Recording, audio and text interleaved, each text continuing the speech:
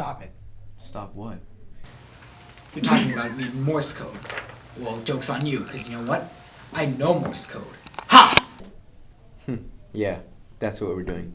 In our very limited free time and with our very limited budget, we went out, got a nanny, and then we went out, took a class on a very outmoded and very unnecessary form of communication just so we can talk about you in front of you.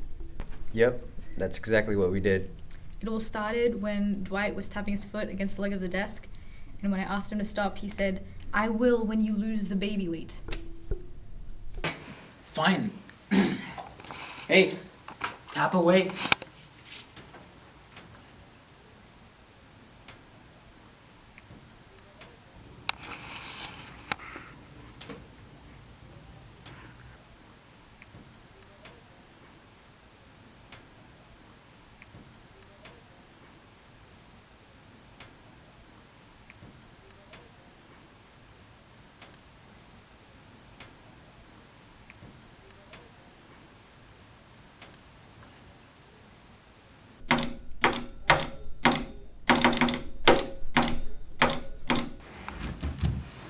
Detonator.